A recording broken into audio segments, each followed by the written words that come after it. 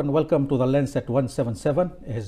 As we know, December 14th is election day, and from this week we are going to talk to individual candidates from several parties which are contesting the general election. Today with me is Cecil Brown, the candidate number 403 from the People's Alliance Party. Cecil, welcome to the program, and thank you for joining me. You have been a banker all your life. Why have you chosen politics? Thank you, Anish. It's a pleasure to be on this show. Now, I've been a banker all my life, as you say, 47 to 48 years in that profession. I'm now retired. I am free. I'm available. I believe I have a lot of knowledge and experience and expertise to add value to the party that I've joined, which is the People's Alliance Party, and to move the country forward, make a change. And I'm sure we're going to be talking about some of the issues that we are facing at the moment. And I put my hand up to try and help. Mm-hmm. So what is the feedback you're getting on the ground as you go around campaigning in terms of what the voters are telling you?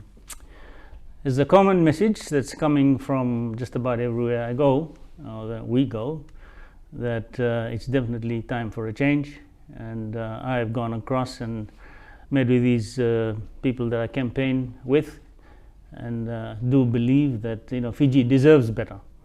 But the common message is it's time to get rid of this two-man dictatorship, government that is controlled by two, maybe one person, and it's time for a new government to come in to put in real, true democracy. Being a banker, you would have been sitting in the office all the time. So now out in the field, how are you adjusting your life and how you are interacting with the voters?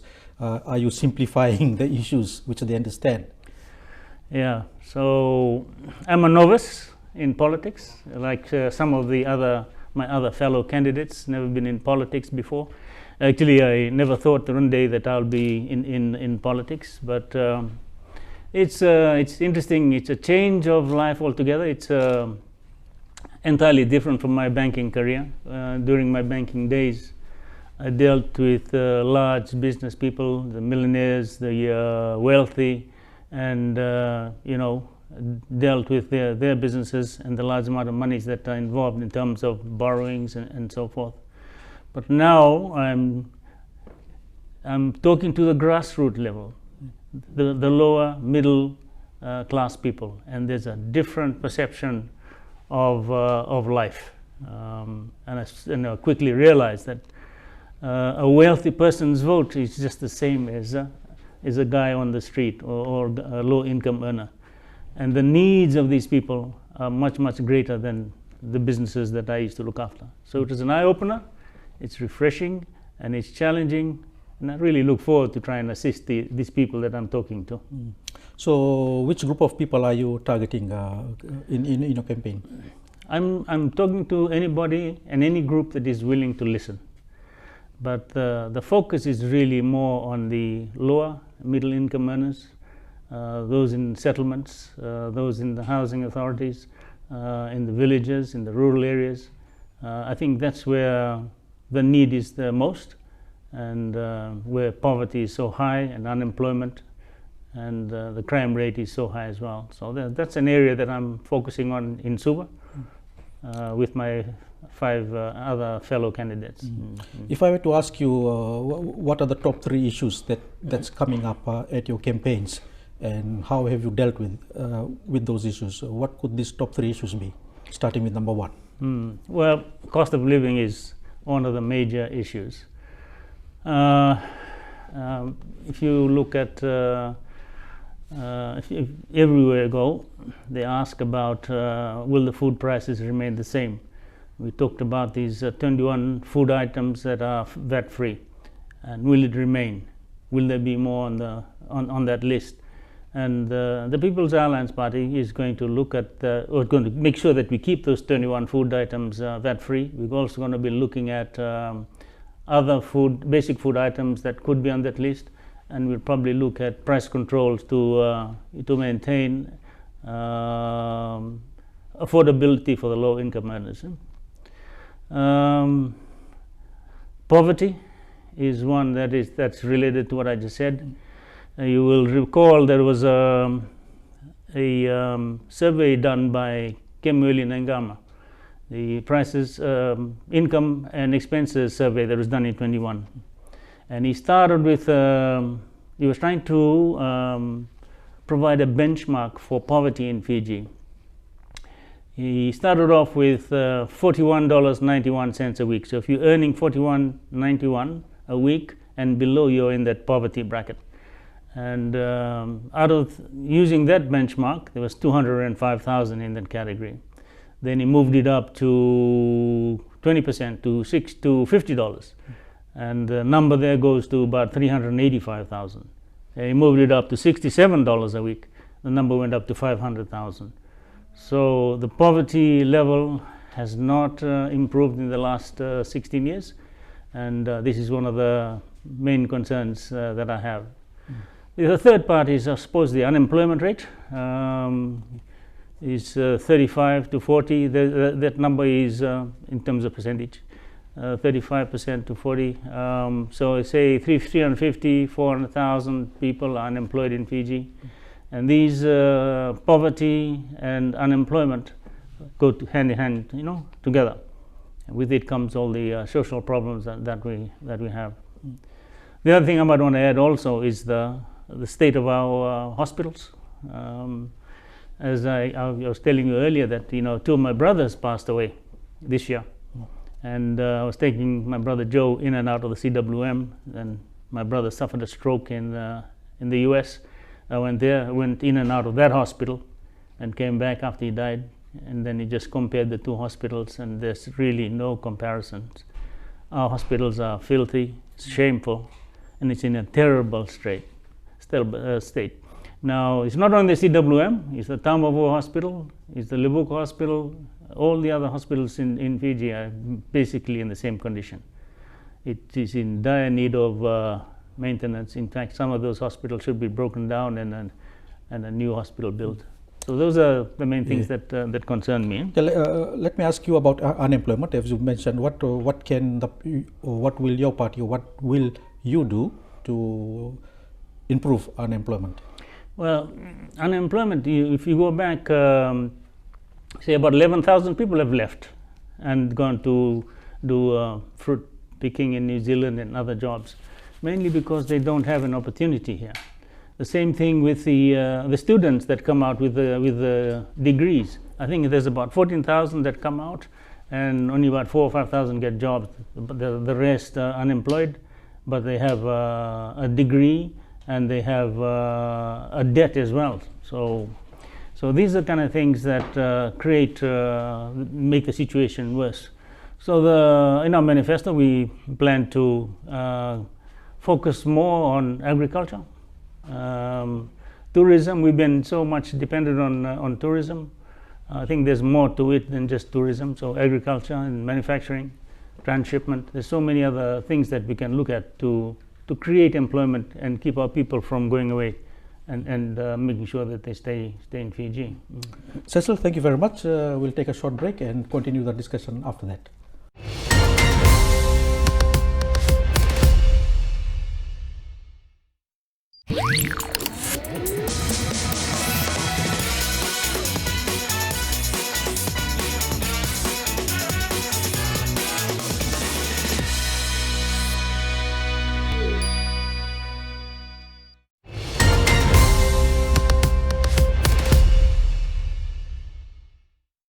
Welcome back, and Cecil Brown from the People's Alliance Party is talking to me today. Mr. Brown, let's talk about your personal life a little bit. Where do you get your beliefs from? Is it from your family, your church, or from work? I think it's a bit of all three. Church-wise, my wife, my sons, my grandsons are all very staunch Catholics, and they go to church every Sunday. I'm an Anglican, but not a practicing one. But we practice Christian beliefs at home, obviously. Work, the positions that I've held in these banks that I've worked with all my life, there's always, ethics and integrity and trust. And those are the kind of things that you learn and you keep and you carry on for the rest of your life. But most importantly, I think it's my family. I want to make sure that my family lives in a country that is safe, that is prosperous, and there's opportunities for them.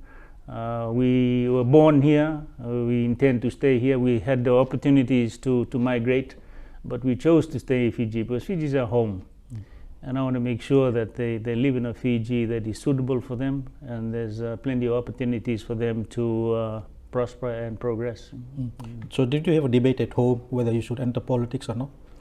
When I was invited to be a part of the team, People's Alliance team, I had to have a long and hard discussion with my family first, my immediate family. Then I had to talk to my brothers, Joe before he died, and all my brothers. I got their blessing. Then I talked to my close friends, and they gave me their blessing as well. So it was a hard decision because it's new, it's something different, but something I'm passionate about in terms of the future for Fiji. So. Finishing off as a head of ANZ Fiji country manager and now into politics, should you win a seat, will this be a tick on your on the bucket list of your life that yes, I've tried and I've won? Well, I'm not in that for that purpose.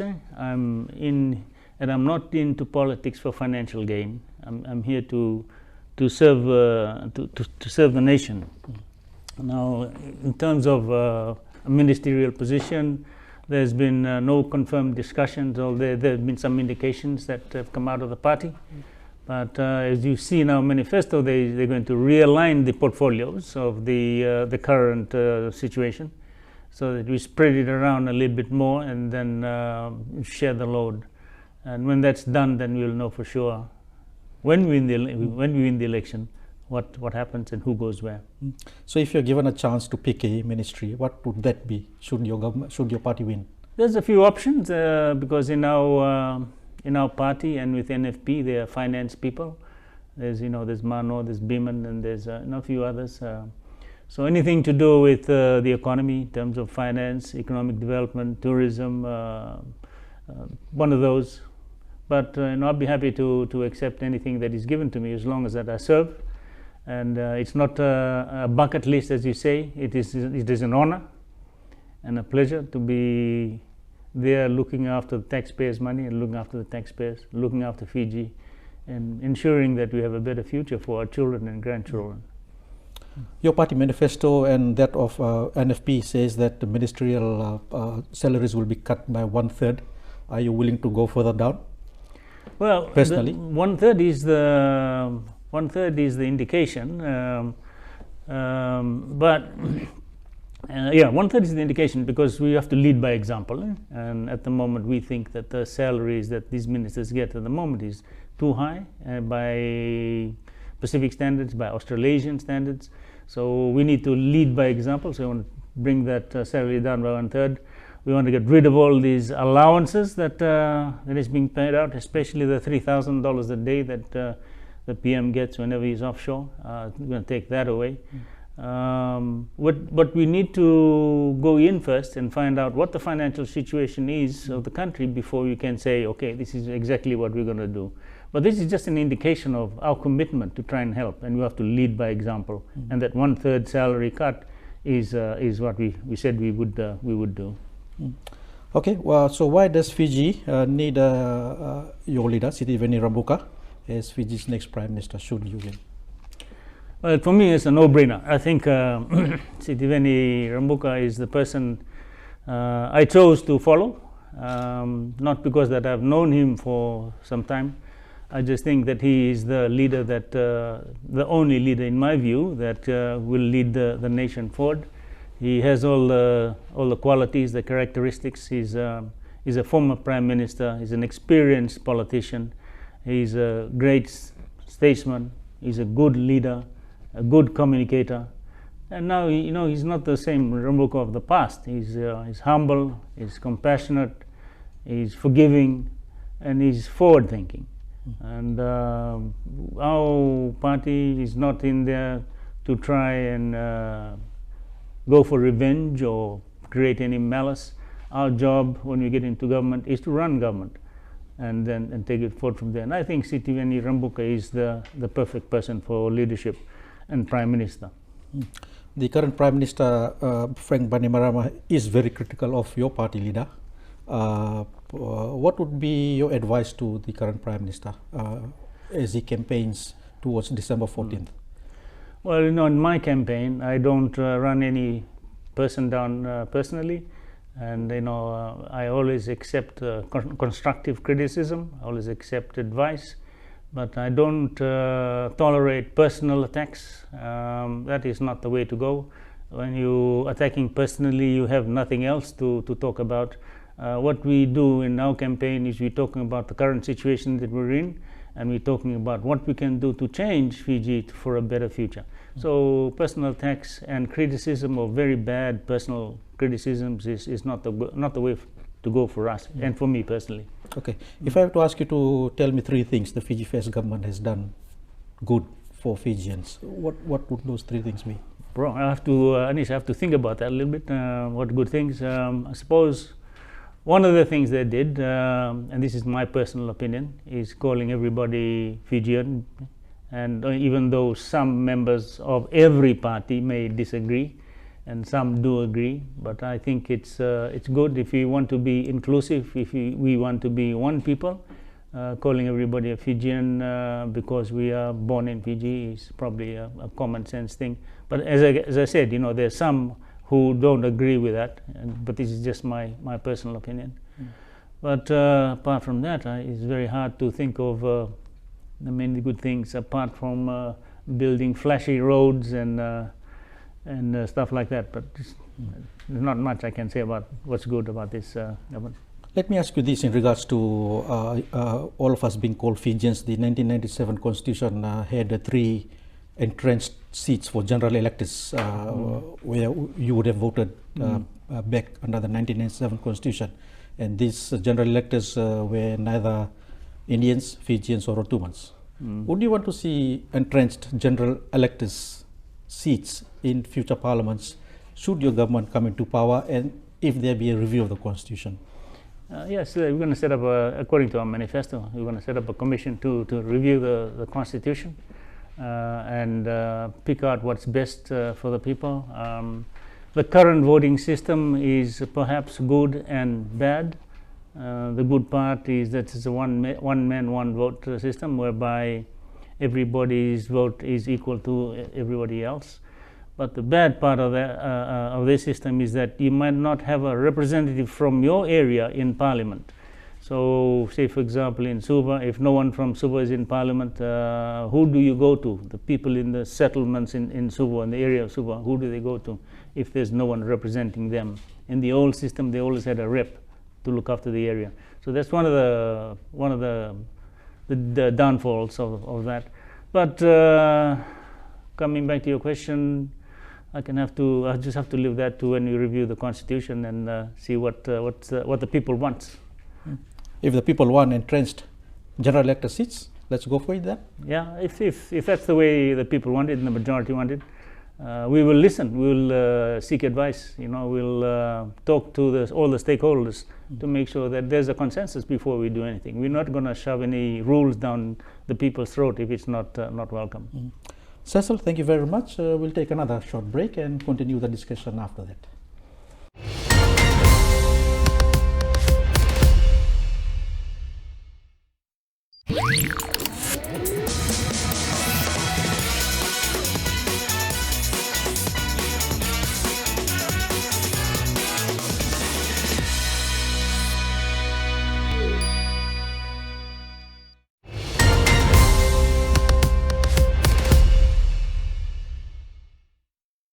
Welcome back, and Cecil Brown is with me today. And Cecil, let's continue the discussion. You must be following what the Fiji First Party is telling its supporters at their campaign rallies, looking at what they're saying and then looking at their track record.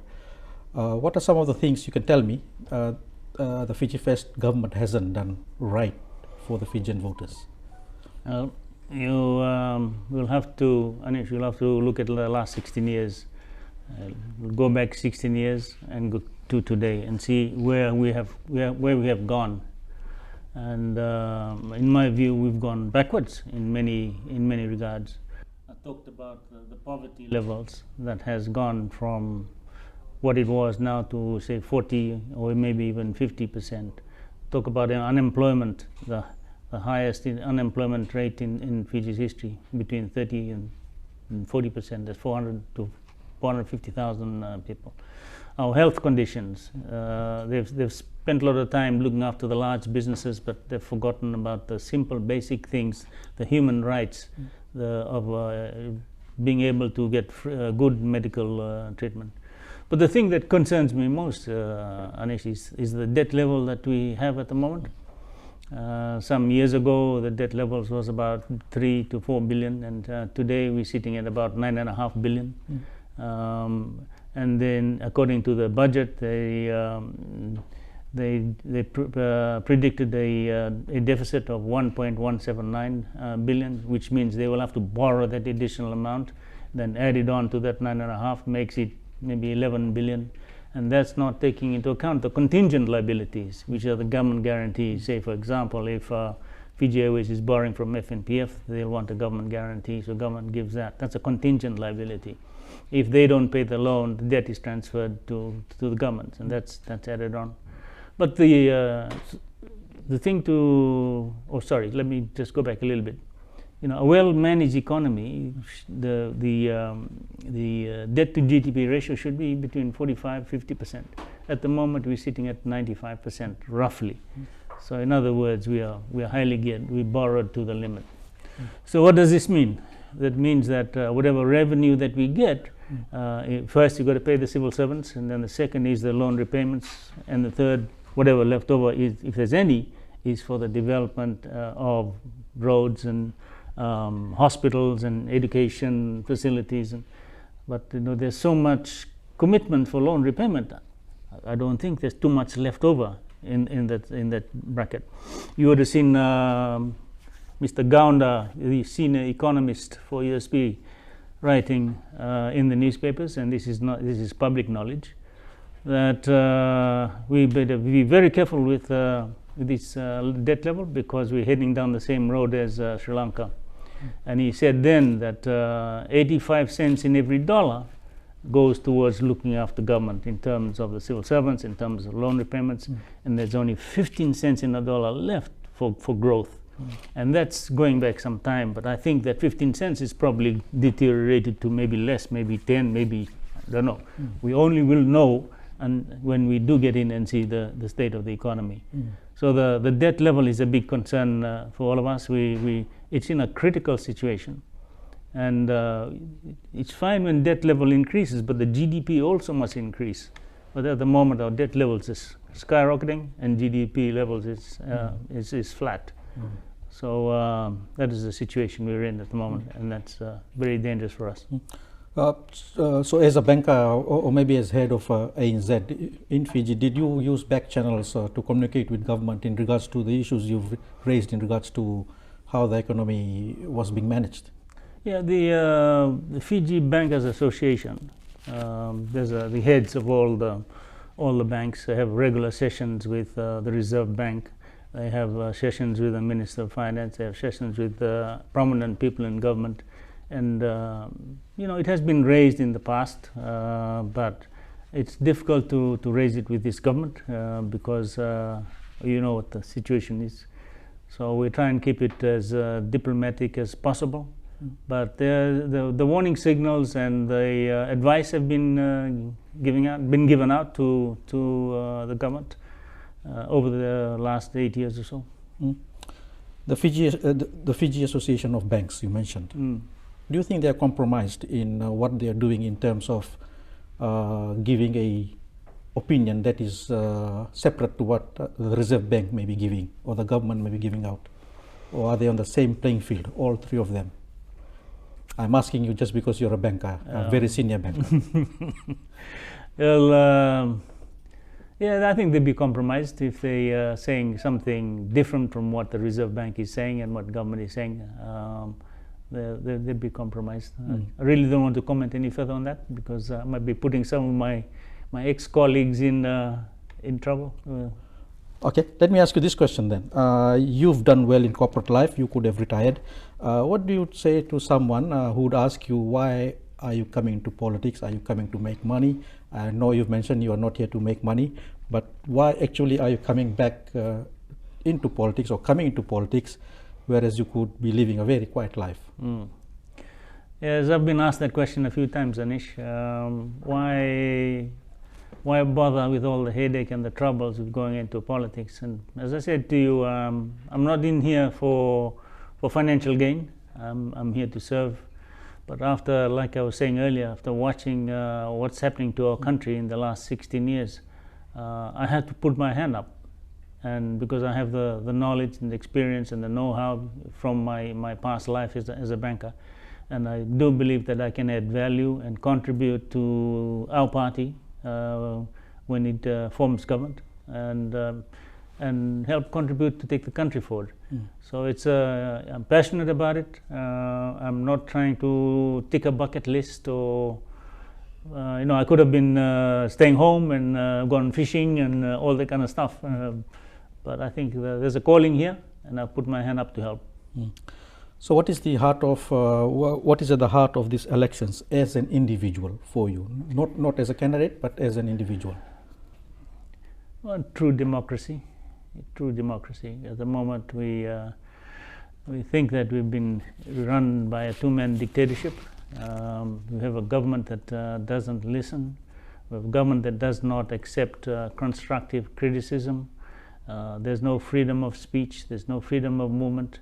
There's many electorate laws that come in that is stifling all the opposition. So we want to make sure that we have a prosperous, united country with a good future. And the only way is that for people like us to come in and try and change things. The Fiji First government has had 16 years of it, and they've gone backwards, in my opinion. So it's time to try and change that. And looking at the current campaign mood, are people talking openly about, or are the people in your campaigns openly critical about the current government?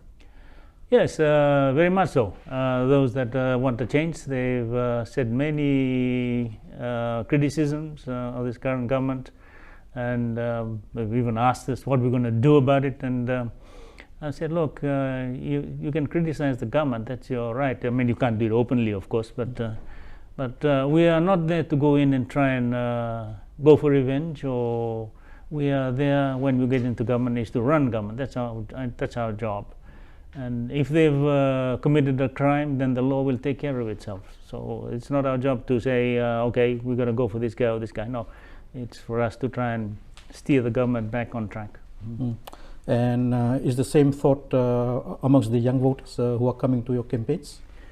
Yeah, the young voters, you have to look at it like this, Anish. 16 years, a lot of the guys who are, say, 30 now or 25, they were still at school at that time. So they only know one government. They don't know any different.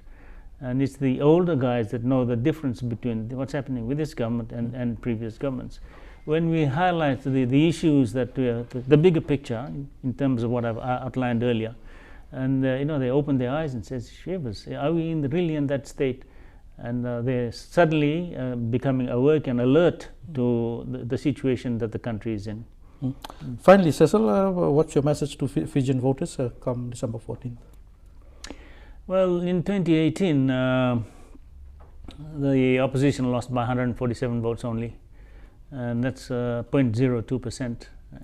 But 172,000 people did not vote on that day. 172,000. Now, if the 10% or 20% had voted then, there could have been a different government today. 10% is only 17,000, 34 could have changed the political landscape in 2018. And the other thing I want to mention is in 2018 there was 3 parties that didn't make the threshold. The parties that I'm talking about. And in 2022 we have 9 parties, and maybe 6 parties will probably not make the threshold. So the votes that goes to these smaller parties that don't meet the threshold will be wasted. So the message to the voters is make sure you vote. I know you've already registered. You make sure you vote.